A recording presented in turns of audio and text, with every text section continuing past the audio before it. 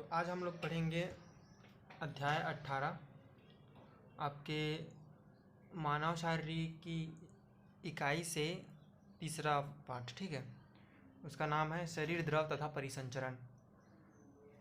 English में इसको बोलते हैं बॉडी फ्लूइड एंड सर्कुलेशन। देखिए, बॉडी फ्लूइड होता क्या है। हमारे शरीर में रक्त पाया जाता है, खून जानते हैं ना आप लोग। ये खून जो होता है वो हमारे शरीर के जितने भी अंग है ना, उनके बीच एक संयोजी कड़ी है, अर्थात सबको एक जोड़ के रखती है। ठीक है ना। तो खून क्या है, एक तरल संयोजी उत्तक है। ठीक है, कोशिकाओं का एक समूह होता है खून, एक समान कोशिकाओं का, जिसका कार्य शरीर के सभी अंगों को जोड़ के रखना होता है। ठीक है, सभी सभी अंगों के मध्य संपर्क बना के रखता है खून। अब देखिए, बॉडी फ्लूइड होता क्या है। शरीर में हमारे जो द्रव पाया जाता है उसको बॉडी फ्लूइड बोलते हैं। ठीक है, और उस द्रव का एक स्थान से दूसरे स्थान तक परिवहन को ही सर्कुलेशन या परिसंचरण बोलते हैं। संचरण करना मतलब घूमना। ठीक है, तो किसी भी व्यक्ति के शरीर में खून की मात्रा उसके वजन पर निर्भर करता है। तो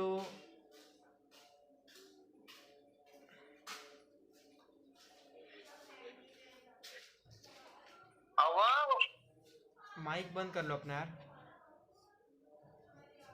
माइक बंद कर लो जिसका चालू है।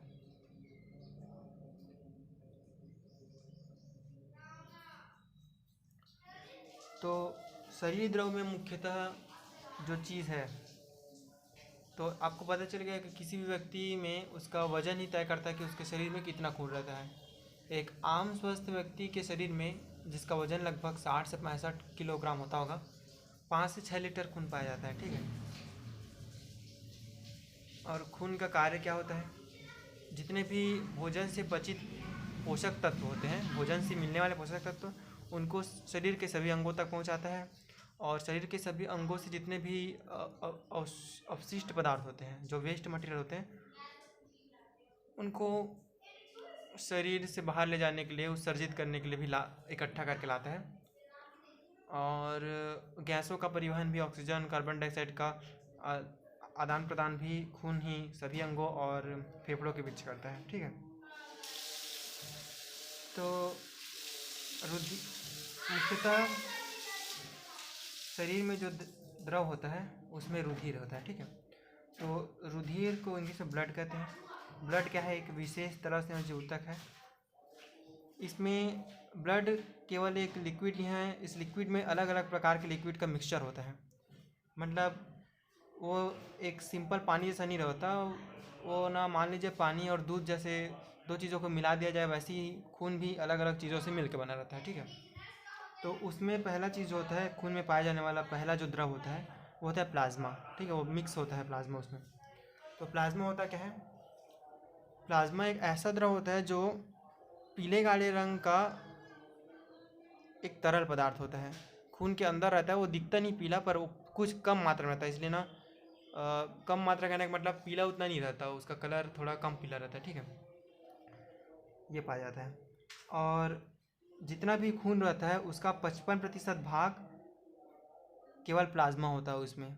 मतलब आप खून जो देखते हो ना, उसमें प्लाज्मा का प्रतिशत जो है 55% रहता है। और प्लाज्मा जो होता है वो किन किन चीज़ों से मिलकर बना होता है। प्लाज्मा में 90% जल पाया जाता है और 8% प्रोटीन रहता है। अर्थात खून में हमारे खून में प्लाज्मा जो है उसका जो संरचना है वो जल और प्रोटीन से मिलकर बना है। और उन प्रोटीन में 3-4 प्रकार के प्रोटीन होते हैं। एक होता है उसमें फाइब्रिनोजन प्रोटीन। ये फाइब्रिनोजन प्रोटीन का कार्य होता है रक्त का थक्का जमाना। जब कभी चोट लगती है तो खून निकलता है हमारे शरीर से, तो उस जगह पर थक्का जमाता है, इसको ब्लड क्लॉटिंग बोलते हैं। ठीक है, दूसरा प्रकार का प्रोटीन जो होता है इसमें वो होता है ग्लोब्यूलिन प्रोटीन। ग्लोब्यूलिन प्रोटीन का अर्थ होता है गोल प्रोटीन। ग्लोब मतलब गोल होता है। ठीक है ना, तो इसका कार्य होता है इम्यूनिटी बनाना, प्रतिरक्षा तंत्र बनाना होता है। जो गोल प्रोटीन होते हैं उनका काम होता है कि शरीर में ऐसे अणु बनाना जो रक्षा कर सके शरीर की। ठीक है, तीसरा प्रकार का प्रोटीन होता है एल्ब्यूमिन प्रोटीन। एल्ब्यूमिन प्रोटीन का कार्य होता है शरीर में परासरण नियंत्रण करना। अब परासरण क्या होता है कि अब शरीर में अलग अलग प्रकार के लिक्विड्स होता है ना, तो उनके बीच उनका गाढ़ापन को मेंटेन बैलेंस करके रखना, कि कोई भी द्रव इतना गाढ़ा हो कि उसमें जो भी पदार्थ हैं वो आ सके, जो ज़रूरत है वो चीज़ें। जैसे कि अगर खून को ज़्यादा कार्बोहाइड्रेट चाहिए तो उसमें एल्ब्यूमिन ऐसा व्यवस्था बनाएगा, एल्ब्यूमिन प्रोटीन, कि खून को स्टार्च का मात्रा ज़्यादा मिलेगा। और अगर स्टार्च ज़्यादा हो रहा है उसको बाहर करना है, या कुछ सोडियम क्लोराइड या नमक ज़्यादा हो रहा है शरीर में उसको बाहर करना है, तो उसका मैनेजमेंट भी एल्ब्यूमिन प्रोटीन ही करेगा। ठीक है। अब देखिए इसमें प्लाज्मा में थक्का जमाने वाला पाया जाता है, प्रतिरक्षा पाया जाता है, परासरण नियंत्रण करने वाला पाया जाता है। ठीक है। अब अगली चीज़ होती है, इसमें खनिज आयन पाए जाते हैं। खनिज मतलब जो ज़मीन से खोद के जो पोषक तत्व निकलते हैं, न्यूट्रिएंट्स या ऐसे तत्व जो शरीर के लिए ज़रूरी होते हैं, उनको खनिज बोलते हैं। ठीक है ना। तो खनिज आयन, वे खनिज आयन जो शरीर के लिए आवश्यक है, वो प्लाज्मा के अंदर पाए जाते हैं, जैसे sodium ion, calcium ion, magnesium ion, chlorine ion आदि। कभी कभी हमारे शरीर में इन्फेक्शन हो जाता है, अर्थात बाहर से कुछ बैक्टीरिया वगैरह पैथोजेंस हमारे शरीर में कभी कभी इंटर कर जाते हैं, तो इसमें जो होता है प्लाज्मा में ग्लूकोज, एमिनो अम्ल और लिपिड भी कभी कभी पहुंच जाता है। ठीक है, इसमें आ जाता है। अब जो प्लाज्मा होता है उसमें अगर हम माइनस कर दें किसको, फाइब्रिनोजन प्रोटीन को, ठीक है, प्लाज्मा में माइनस कर दें फाइब्रिनोजन प्रोटीन को, तो वो प्लाज्मा नहीं कहलाता, वो कहलाता है सीरम। ठीक है। अगर हम प्लाज्मा जो द्रव है उसमें से फाइब्रिनोजन प्रोटीन को माइनस कर दें तो वो क्या कहलाएगा, सीरम कहलाएगा। ठीक है, सीरम। अब देखिए पहली चीज़ तो इसमें रुधिर में क्या चीज़ पाया जाता है, प्लाज्मा। ठीक है, वो कितना प्रतिशत होता है, 55। दूसरी चीज़ होता है इसमें कुछ संगठित पदार्थ पाए जाते हैं। संगठित पदार्थ कहने का मतलब होता है ऐसी संरचनाएं जो अलग अलग प्रकार के कणों से मिलकर बने रहते हैं। ठीक है, उनको संगठित पदार्थ कहते हैं। ठीक है, तो देखिए संगठित पदार्थ 45% भाग रक्त का संगठित पदार्थ से बनाता है। उसमें RBC, red blood corpuscles, white blood corpuscles और प्लेटलेट्स होता है। तो आरबीसी को हिंदी में लाल रक्त कणिका बोलते हैं। ठीक है, इसको श्वेत रक्त कणिका, और प्लेटलेट्स को इसको बोलते हैं ठीक है, बाद बताता हूँ। ठीक है, आगे पढ़ेंगे इसको। अब देखिए आरबीसी को इथ्रोसाइट बोलते हैं, डब्ल्यूबीसी को ल्यूकोसाइट। ठीक है। अब देखिए अब आरबीसी और इथ्रोसाइट के बारे में अच्छे से पढ़ते हैं। तो जो आप संगठित पदार्थ जो हम लोग पढ़ रहे हैं उसमें आरबीसी या इरिथ्रोसाइट का जो मात्रा होता है वो 1 मिलीमीटर क्यूब रक्त में। अब 1 मिलीमीटर क्यूब मतलब समझ रहे ना कि 1 मिलीमीटर जितने खून में, थोड़े से खून में 50 से 55 लाख आरबीसी पाए जाते हैं, अर्थात लाल रक्त कणिकाएँ पाई जाती हैं। ठीक है। और आरबीसी का जो निर्माण होता है वो हड्डियों के बीच में जो एक खाली जगह होती है, जो हमारी हड्डियां होती हैं उनमें बहुत सी हड्डियां खोखली हैं, उनके बीच में एक खाली जगह होती है, उसको अस्थि मज्जा बोलते हैं, इंग्लिश में इसको बोन मैरो बोलते हैं। वहाँ पर आरबीसी की निर्माण होता है। ठीक है। अगला चीज़ होता है आरबीसी हमेशा तो जिंदा रहने वाला नहीं है, रेड ब्लड कॉर्पसल्स या रेड ब्लड सेल्स भी बोल सकते हैं इसको ना, तो उसका मौत जो होता है वो स्प्लीन में होता है, प्लीहा में। इसलिए प्लीहा को आरबीसी का कब्रिस्तान बोलते हैं, याद रखना इसको। प्लीहा जो होता है वो आरबीसी का कब्रिस्तान होता है। प्लीहा कहाँ पर पाया जाता है, ये जो बड़ी आंत होता है ना उसके जस्ट ऊपर पाया जाता है। आपको दिखाता हूँ कहाँ पर पाया जाता है।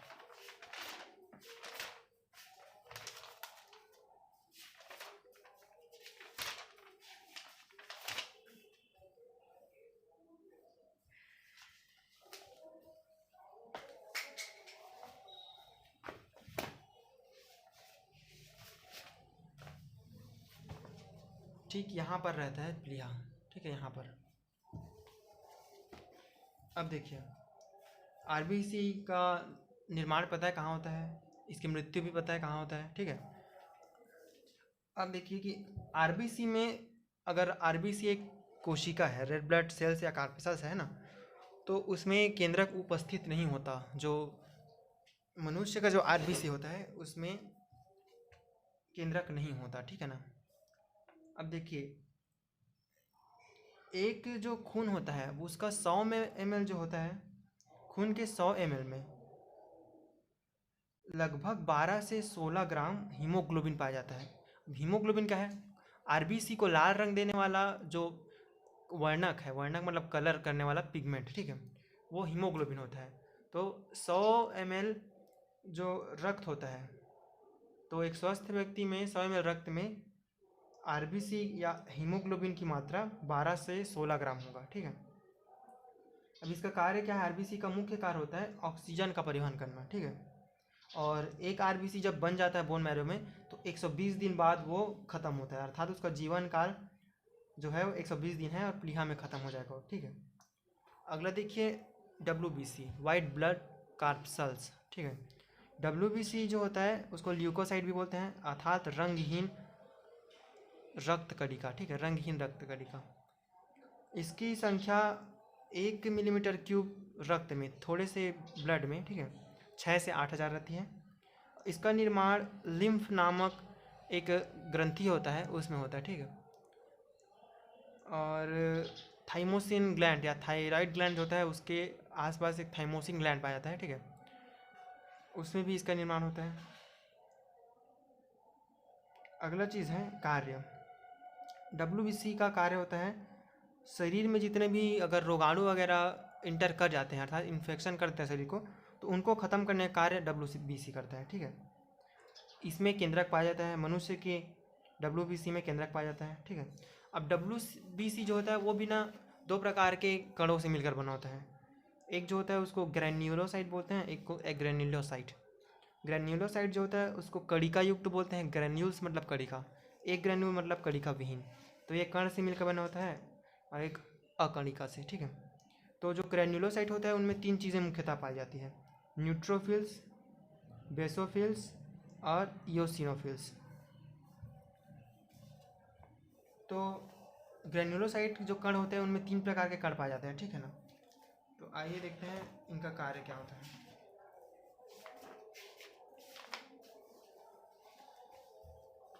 तो इस प्रकार से दिखते हैं हमारे जो न्यूट्रोफिल्स होते हैं, वो ऐसा दिखता है, ठीक है, दिख रहा है आपको?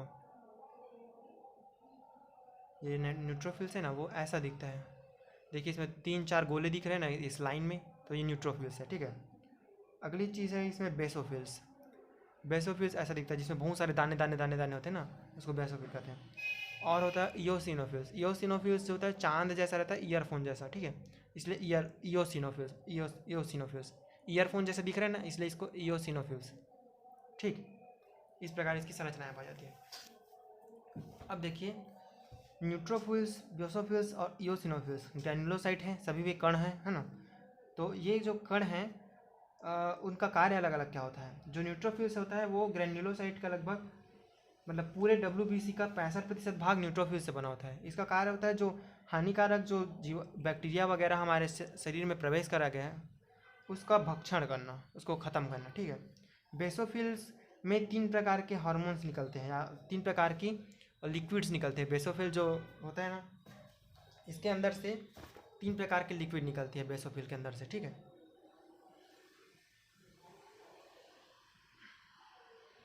बेसोफिल्स के अंदर से 3 प्रकार के लिक्विड निकलती है।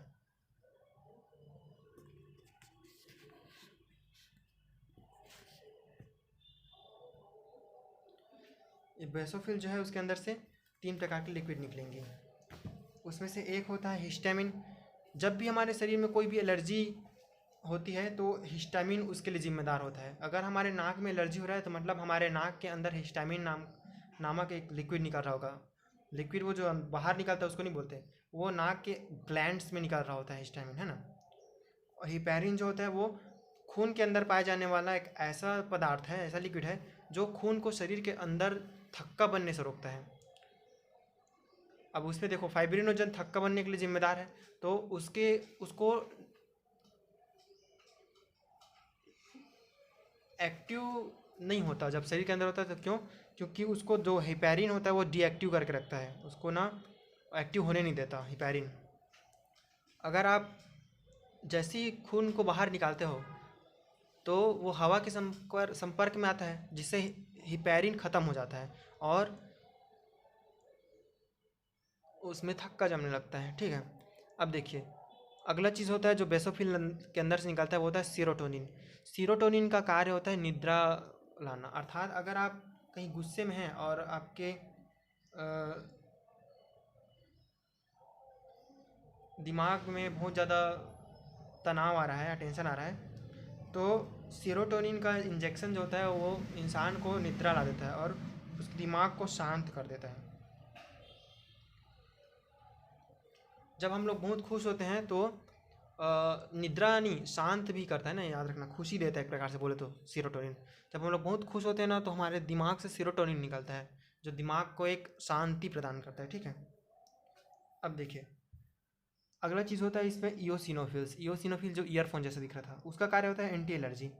अगर आपके शरीर में कहीं पर एलर्जी हो गया है तो अब उसको अगर शरीर को ठीक करना होता है ना तो वहाँ पर हिस्टामिन को कम कर देता है और इयोसिनोफिल बढ़ा देता है, जिससे कि एलर्जी कम हो जाता है, क्योंकि इयोसिनोफिल का कार्य एलर्जी कम करना है और हिस्टामिन का कार्य एलर्जी बढ़ाना। ठीक है, अगला चीज़ है एग्रेनुलोसाइट। एग्रेनुलोसाइट मतलब जिसमें कण नहीं पाया जाता, तो इसमें लिम्फोसाइट होते हैं और मोनोसाइट होते हैं। तो लिम्फोसाइट का कार्य होता है, इसका भी कार्य शरीर को सुरक्षा देना होता है, और मोनोसाइट का कार्य ये मैक्रोफेज नाम का जो कण होता है उससे मिलकर बनता है। देखिए बी लिम्फोसाइट कैसे होते हैं। लिम्फोसाइट दो प्रकार के पाए जाते हैं, एक होता है टी लिम्फोसाइट, एक होता है बी लिम्फोसाइट। तो लिम्फोसाइट जो होता है वो ऐसा दिखता है,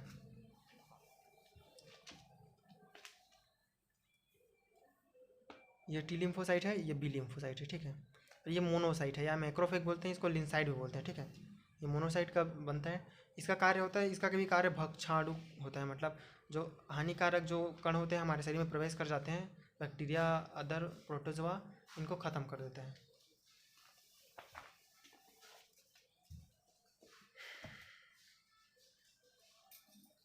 अब रक्त में तो आप दो चीज़ें देख लिया आप, पहला है प्लाज्मा, ठीक है, दूसरा है आपका संगठित पदार्थ है। अब समझ में आ गया आपका कैसे कैसे चीज़ों से बना होता है। अब आरबीसी देख लिए और डब्ल्यूबीसी देख लिए, और तीसरा चीज़ होता है उसमें खून में जो होता है वो प्लेटलेट्स।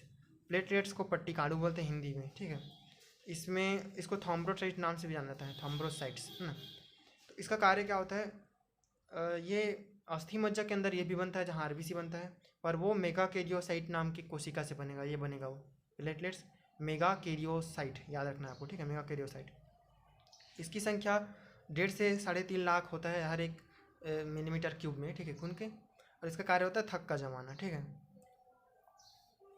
अब देखिए इसमें अगला चीज़ क्या है। अब खून के बारे में समझ गए, खून में क्या क्या चीज़ें पाई जाती हैं हमारे। अब देखिए कि हमारे शरीर में किसी भी के शरीर में अलग अलग प्रकार के ग्रुप का खून पाया जाता है, तो उन ग्रुप का निर्धारण कैसा होता है उसको देखते हैं। ठीक है, किसी भी व्यक्ति के शरीर का ब्लड ग्रुप ए है, बी है, ए बी है, ओ है, वो कैसे तय होता है उसको देखते हैं। तो देखिए आपका तीसरा टॉपिक है इसमें, रुधिर ए पॉइंट था ना, उसमें पहला टॉपिक था प्लाज्मा, दूसरा टॉपिक था संगठित पदार्थ, ठीक है, और तीसरा टॉपिक होगा उसमें रक्त का समूह। रक्त का समूह अर्थात ब्लड ग्रुप, कैसे हम लोग ब्लड ग्रुप को निर्धारित करते हैं, तो उसको देख लेते हैं रक्त समूह कैसे बनाते हैं। संपूर्ण मनुष्य में टोटल 4 प्रकार का ब्लड ग्रुप पाया जाता है। ए होता है, बी होता है, ए बी होता है और ओ होता है। ठीक है, तो अगर आरबीसी जो हमारा ब्लड सेल है, ठीक है, जो लाल रक्त कणिका है खून में, उसके ऊपर एक एंटीजन पाया जाता है, उसकी उपस्थिति के आधार पर ही। अब एंटीजन क्या होता है, एंटीजन ऐसे कारक होते हैं जो हमारे शरीर में प्रवेश करते हैं तो उसके प्रति हमारा शरीर उसके लिए लड़ने के लिए नए सैनिक बनाता है। मतलब कहने का मतलब बोल सकते हो आप कि कुछ हानिकारक जीवाणु जैसे होते हैं ना, या कुछ भी कण हानिकारक, उसको एंटीजन बोलते हैं। ठीक है, एंटीजन, जो जन के एंटी हो, विरुद्ध हो, ठीक है। तो एंटीजन क्या चीज़ है? ऐसे कण होते हैं जो हमारे शरीर में प्रवेश करते हैं तो हमारा शरीर उन एंटीजन के खिलाफ एंटीबॉडी बनाता है, लड़ने वाले सैनिक, ठीक है। तो हमारे आरबीसी के ऊपर कुछ ऐसे एंटीजन पाए जाते हैं। आरबीसी समझ रहे हो ना?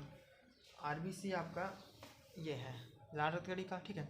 उसके झिल्लियाँ जो होती है, झिल्ली ऊपर वाली, उसके ऊपर 2 प्रकार के एंटीजन पाए जाते हैं। टोटल एंटीजन तो 3 प्रकार के होते हैं। एक आई ए होता है, एक आई बी होता है, और एक होता है आई ओ। आई ओ जिसमें कोई एंटीजन नहीं होता उसको आई ओ बोलते हैं, ठीक है। आई ओ एंटीजन नहीं है पर इसको मान लेते हैं कि आई ओ नाम से एंटीजन है, ठीक है। अगर कुछ एंटीजन नहीं है आरबीसी के ऊपर तो मतलब उसके ऊपर आई ओ नाम का एंटीजन बोलते हैं, ठीक है। 0 एंटीजन है बोल सकते हैं, ठीक है। तो आई का फुल फॉर्म होता है आइसोएग्लूटिन, ठीक है। अब इसको देखते हैं कि जो एंटीजन होता है उसके आधार पर कैसे तय करते हैं ब्लड ग्रुप। अगर किसी के आरबीसी के ऊपर, ठीक है, आरबीसी के उसके झिल्ली के ऊपर में ए एंटीजन है, ठीक है, केवल ए एंटीजन है, मतलब उसके झिल्ली के ऊपर में कौन कौन से एंटीजन आई वाला होगा, ये वाला ए है, मतलब बोल रहा है मतलब ए वाला एंटीजन होगा आई ए, और आई ओ भी होगा, क्योंकि ए बस है बोल रहा है मतलब जहाँ कुछ नहीं होता 2 एंटीजन का होना अनिवार्य है। किसी भी आरबीसी के ऊपर 2 एंटीजन साथ में रहेंगे हमेशा जोड़ी में। तो अगर ए है केवल तो उसके साथ कौन होगा? ओ, ठीक है। अगर ए है तो मतलब उसके साथ केवल ओ है, ठीक है। अगर केवल ए है मतलब उसके साथ हमेशा ओ रहेगा हमेशा, ठीक है। तो अगर आरबीसी के ऊपर में ए एंटीजन है अर्थात उसके साथ ओ भी होगा, तो इस प्रकार उसके शरीर में किस प्रकार का एंटीबॉडी बनेगा? ए के विरुद्ध खून के अंदर, आरबीसी के अंदर में कौन सा एंटीबॉडी बनेगा? मतलब आरबीसी के अंदर नहीं बनेगा। अगर आरबीसी के ऊपर क्या चिपका है आपका? ए एंटीजन चिपका है, आई ए चिपका है, ठीक है। तो हमारे शरीर के जो प्लाज्मा होता है उसमें बी टाइप का एंटीबॉडी बनता है जो जो हानिकारक प्रभाव है उसको कम करेगा, बी, ठीक है। अब एंटीबॉडी जो बी है वो तो उल्टा कार्य करने के लिए बन रहा है, पर किसके विरुद्ध बन रहा है? वो ए के विरुद्ध। तो हमारा जो ब्लड ग्रुप होता है वो ए होता है। ब्लड ग्रुप ए कब रहेगा? जब आरबीसी के ऊपर ए एंटीजन पाया जाएगा, आई ए, और कौन सा पाया जाएगा? आई ओ। क्योंकि आई ए भाषा बोल रहे हैं मतलब उसमें आई ओ होना जरूरी है, क्योंकि 2 होना चाहिए। तो ए है मतलब बी तो नहीं है इसमें, तो क्या होगा? ओ ही होगा, आई ए और आई ओ होगा, ये दोनों चीज़ होंगे तब कौन सा दिखेगा आपका? ए दिखेगा, ठीक है। ए ब्लड ग्रुप। और कौन सा एंटीबॉडी प्लाज्मा के अंदर बनेगा? बी, ठीक है। और अब इस ए ब्लड ग्रुप वाले को कौन कौन सा लोग दे सकते हैं? इसको ए रक्तदाता समूह दे सकता है ना, ठीक। इसको ए ग्रुप वाला दे सकता है खून ए को, क्योंकि इसमें ए एंटीजन है, ठीक है ना। और ओ वाला दे सकता है क्योंकि ओ भी पाया जाता है इसमें। पर बी वाला इसको नहीं दे सकता, क्यों? क्योंकि इसके अंदर बी के लिए एंटीबॉडी बन गया है, बी के लिए लड़ने वाला बन गया है, ठीक है ना। तो बी जो होता है एंटीबॉडी, बी का कार्य होगा कि बी से संबंधित कोई भी खून अगर हमारे शरीर में प्रवेश करता है तो उसमें बी के लिए लड़ने वाले बने हैं। यहाँ पर देखो, बी के लिए लड़ने वाले, तो बी का खून अगर हमारे शरीर में दिया जाएगा ए ग्रुप वाले को तो उसके लड़ने वाले बी वाले खून को ख़त्म कर देंगे, और एक इस प्रकार से दोनों खून जो होता है वो आपस में लड़के नष्ट हो जाएंगे, अर्थात उसका खून देने का कोई तात्पर्य नहीं रह जाएगा, ठीक है। तो एक ब्लड ग्रुप वालों को कौन कौन से लोग दे सकते हैं? ए दे सकता है और ओ दे सकता है। क्यों दे सकता है? क्योंकि ए ब्लड ग्रुप वाले के अंदर में लड़ने वाले कौन है? बी हैं, बी टाइप के हैं, ठीक है ना। तो बी लड़ने वाला केवल उसमें बी के लिए लड़ने की क्षमता होती है, ठीक है। अब देखिए ब्लड ग्रुप बी कब होगा? जब आरबीसी के ऊपर बी एंटीजन पाया जाएगा, ठीक है। तो इसमें कौन कौन से प्रकार के एंटीजन होंगे? आई बी होगा और आई ओ होगा ना। तो देखिए एंटीजन बी बन गया है तो उसके लिए एंटीबॉडी लड़ने वाले कौन से होंगे? एंटीजन ए होंगे, ठीक है। तो अब इसको कौन कौन से लोग दे सकते हैं? ए बी ग्रुप वाले को बी वाला दे सकता है और ओ वाला दे सकता है, ठीक है। अब देखिए अब ए बी ब्लड ग्रुप किसका होगा? जिसमें आई ए और आई बी दोनों होता है। तो अगर इसमें आई ए और आई बी है तो क्या आई ओ होगा ऊपर में एंटीजन? नहीं होगा। क्यों? क्योंकि सिर्फ 2 ही एंटीजन हो जो है वो आरबीसी के ऊपर रह सकते हैं। तो आरबीसी के ऊपर ए बी एंटीजन है ना, तो ओ होगा क्या? नहीं होगा वहाँ पर। तो ए बी जो एंटीजन है उसके अंदर कौन सा एंटीबॉडी बनेगा? कोई भी प्रकार का एंटीबॉडी नहीं बनेगा। क्यों? क्योंकि ऊपर में ए और बी दोनों प्रकार का एंटीजन है, तो उसके उल्टा तो प्लाज्मा में कुछ बनने वाला नहीं है, क्योंकि दोनों तो पहले से ही हैं, ठीक है ना। तो अब इसको रक्तदाता समूह कौन होगा, उसके लिए ए बी भी दे सकता है, ए बी वाले को ए बी वाला भी दे सकता है, ए बी ब्लड ग्रुप वाला ए वाला भी दे सकता है, बी वाला भी दे सकता है, ओ वाला भी दे सकता है। क्यों? क्योंकि बी को स्वीकार करने वाला बी है, ए को स्वीकार करने वाला ए है, ए बी को स्वीकार करने वाला ए बी भी है, और ओ कुछ है ही नहीं, मतलब ओ तो दे ही सकते हैं इसको, ठीक है। अब देखिए ओ ब्लड ग्रुप वाला किसको बोलते हैं, जिसके ब्लड के जो आरबीसी है उसके ऊपर में अगर किसी भी प्रकार का एंटीजन नहीं पाया जाता, कोई भी एंटीजन नहीं है, कोई भी एंटीजन नहीं है, मतलब ओ को मान लेते हैं कि जीरो वाला एंटीजन है, ऐसा करके ना, कोई नहीं है, मतलब आई ओ है, आई जीरो, ठीक है।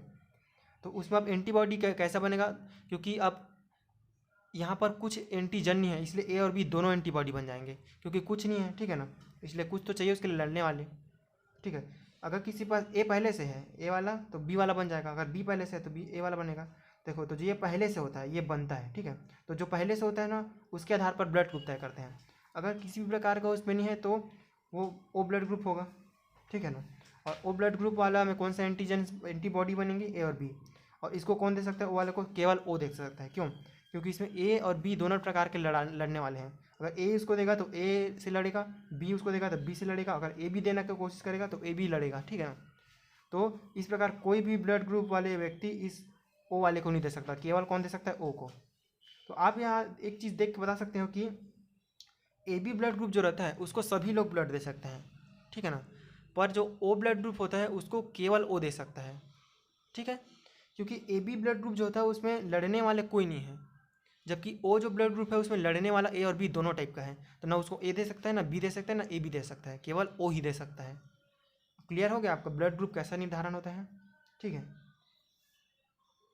तो जब हम किसी को ब्लड देते हैं तो ये देख के हमको ब्लड दिया जाता है कि उन जो ब्लड का जो ग्राही है, रिसीवर है, और जो ब्लड का डोनर है उसका ब्लड ग्रुप देने लायक है कि नहीं है, उसको देख कर ही किसी को ब्लड चढ़ाया जाता है। तो इस प्रक्रिया को दाता संयोज्यता बोलते हैं, या डोनर कंपिटेबिलिटी इसको ही बोलते हैं, दाता संयोजकता, इस संयोजकता है ना, और या फिर डोनर कंपिटेबिलिटी। तो ये आपका ब्लड ग्रुप का निर्धारण भी हो गया, कैसा होता है ब्लड ग्रुप का निर्धारण, ठीक है। ये तीसरा टॉपिक था ब्लड का आपका। अब आप लोग सुने होंगे कि ब्लड ए पॉजिटिव होता है, ए नेगेटिव होता है, ऐसा सुने हो कि नहीं सुने हो? हाँ सुने हैं ना।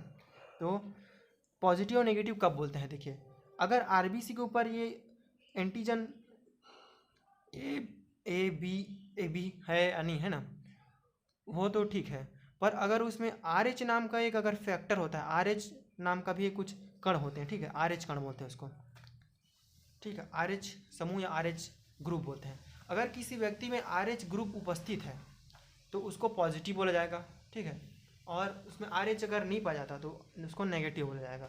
जैसे कि किसी में मान लीजिए ए ब्लड ग्रुप वाले व्यक्ति में आर एच वाला फैक्टर भी उसके ऊपर है, ठीक है, आर एच फैक्टर भी उसके ऊपर उपस्थित है, तो उसको बोलेंगे ए और आर एच पॉजिटिव या ए पॉजिटिव, ठीक है। अगर ए ब्लड ग्रुप वाला है पर उसके ऊपर एंटीजन ए तो है पर उसमें आर एच नहीं है, आर एच नाम का फैक्टर नहीं है ना, तो आर एच जो समूह अगर नहीं है तो उसको आर एच नेगेटिव हो जाएगा, वो नहीं है मतलब माइनस में होगा, है ना, तो उसको बोलते हैं ए नेगेटिव ब्लड ग्रुप, ठीक है।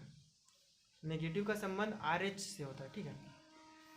अब मेरा ब्लड ग्रुप है बी पॉजिटिव, तो मेरा ब्लड ग्रुप अगर बी पॉजिटिव है तो मेरे में कौन से प्रकार का एंटीजन होगा, बी एंटीजन होगा, ठीक है ना।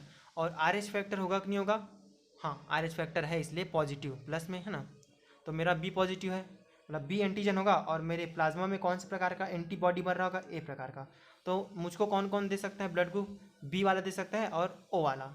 ए वाला क्यों नहीं दे सकता, क्योंकि ए से लड़ने के लिए सैनिक मेरे शरीर में है, ए वाले ब्लड ग्रुप से अगर ए का ब्लड ग्रुप मेरे शरीर में प्रवेश करेगा तो मेरा ब्लड ग्रुप उस ग्रुप से लड़ डालेगा, और लड़ेगा तो फिर ना ख़त्म हो जाएंगे दोनों, तो इसलिए ए वाला मुझको नहीं दे सकता, ठीक है ना।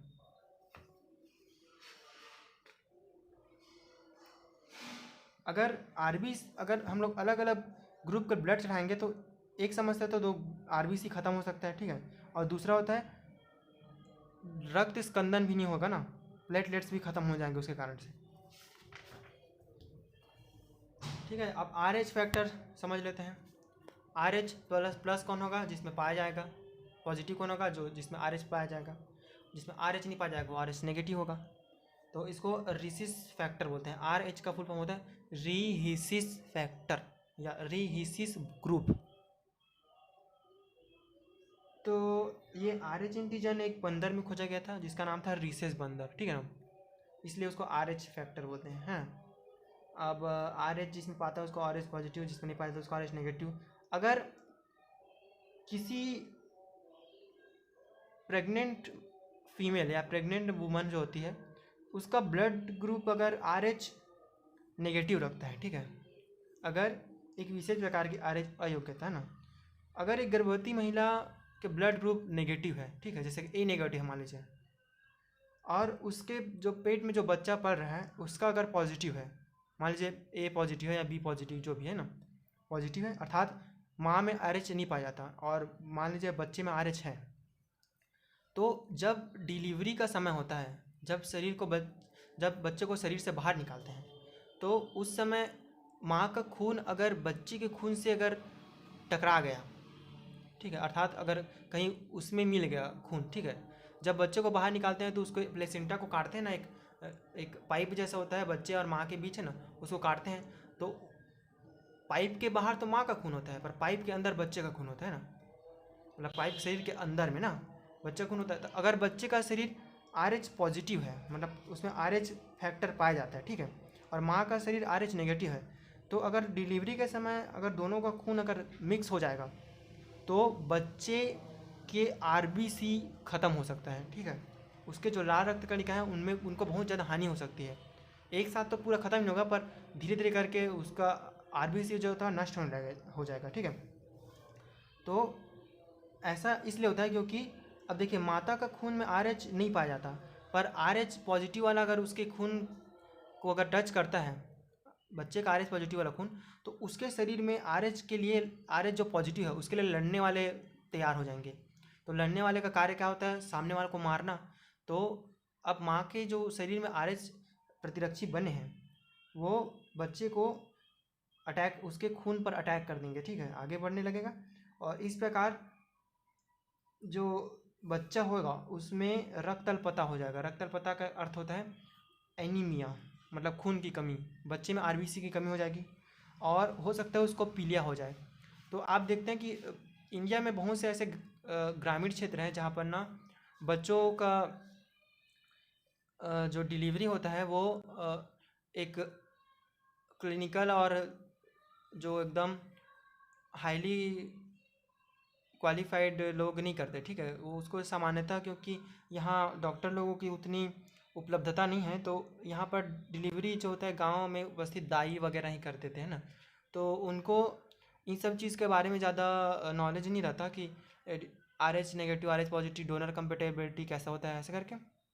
तो जब वो लोग माँ को बेटे से अलग करते हैं, अगर कोई भी सर्जरिकल कोई भी जो इंस्ट्रूमेंट होता है उसके माध्यम से, कैंची या किसी के माध्यम से जो उसके पाइप को काटते हैं, तो अगर उसको अच्छे तरीके से मतलब एकदम सही तरीके से अगर ना काटा जाए तो RH दोनों का खून मिक्स होने का चांस रहता है और बच्चे में एनीमिया का चांस रहता है। और दूसरी चीज़ें होती है जो पीलिया होता है, पीलिया होने का चांस रहता है। तो पीलिया बहुत से बच्चों में यहाँ पर देखा जाता है इंडिया में, क्योंकि यहाँ पर अभी तो नई नई सुविधाएं उत्पन्न हो रही है तो लोग इसके लिए जागरूक हो रहे हैं, पर पहले ऐसा नहीं होता था। तो पहले बच्चों को बहुत ज़्यादा पीलिया होता था, जॉन्डिस। रीज़न यही था कि जो सर्जिकल इंस्ट्रूमेंट यूज़ किए जा रहे हैं डिलीवरी के समय वो अच्छे से स्टरलाइज नहीं होते थे। स्टरलाइज मतलब एकदम क्या बोलते हैं उसको, सैनिटाइज बोल सकते हो आप, एकदम साफ नहीं रहते थे। साफ करने का मतलब उसको उसमें बैक्टीरिया, एंटीबैक्टीरियल लिक्विड और एंटीबैक्टीरियल मेथड से उसको प्योर नहीं किया जाता था, इसलिए जो होता था वो बच्चे में पीलिया हो जाता था, ठीक है। तो इस प्रक्रिया, इस जो बीमारी होता है उसको इरिथ्रोब्लास्टोसिस फिटालिस बोलते हैं, अर्थात जो गर्भ का जो रक्ताणु होता है वो बच्चे के रक्त को खराब कर सकता है, फिर उसको हानि पहुंचा सकता है। तो क्या क्या हो सकता है, अगर RH मम्मी RH नेगेटिव और उसका बच्चा जो होता है वो RH पॉजिटिव होता है और दोनों का खून अगर मिक्स हो गया डिलीवरी के समय तो ये समस्याएं उत्पन्न हो जाएगी, एनीमिया और पीलिया, ठीक है। इस स्थिति से बचने के लिए माता को प्रसव के तुरंत बाद RH एंटीजन दिया जाना चाहिए, RH एंटीबॉडी दिया जाना चाहिए, ठीक है। ताकि RH पॉजिटिव और RH एंटीबॉडी पहले से अगर माँ को दे दिया जाए तो उसके शरीर में बच्चे के खून के लिए RH लड़ाके नहीं बनेंगे, ठीक है। इस प्रकार RH समूह आपको समझ में आ गया होगा, बाकी की चीज़ें कल पढ़ेंगे, ठीक है।